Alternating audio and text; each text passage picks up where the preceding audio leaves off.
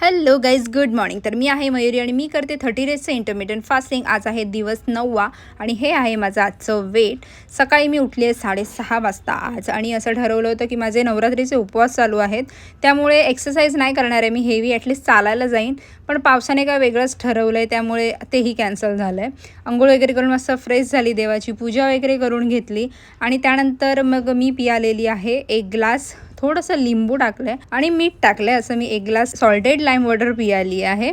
कारण काल माझं भरपूर डोकं दुखत होतं, मे बी इलेक्ट्रोलाइट्सची कमतरते वगैरेमुळे असू शकतं, म्हणून ते आज पिऊन घेतले आणि त्यानंतर मग जेवणाला लागली आहे. आज मी माझ्यासाठी वरईचा उपमा किंवा वरई भात बनवलेला आहे, चांगली फोडणी देऊन मिरची वगैरे सगळं टाकून. वरई पचायला हलकी आणि यामुळे जास्त वेळ एनर्जीसुद्धा टिकून राहते आणि यात फायबरसुद्धा जास्त आहेत, कॅल्शियम आयर्न वगैरे भरपूर आहे.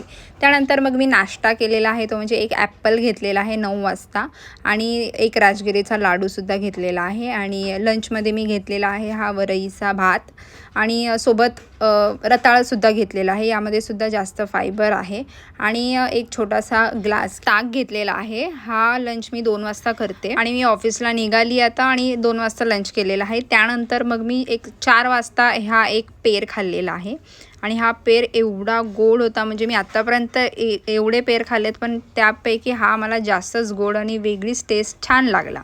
बस बाकी काही खाल्लेलं नाही आहे. त्यानंतर ऑफिसमधून आता घरी येते आणि घरी येता येता वाटेत 1 ग्लास उसाचा रस पियालेली आहे आणि त्यानंतर हे बिल्डिंगच्या देवीचं दर्शन घेतलं आणि तेव्हा बघितलं तर कोण जास्त खेळत नव्हते गरबा, म्हणून घरी आली आणि घरी आल्यानंतर वरून बघितलं तर आले होते भरपूर जण खेळायला, म्हणून मग मी पुन्हा खाली उतरले आहे त्या कपड्यातच आणि मग मी सुद्धा एक 15 ते 20 मिनटं गरबा खेळला.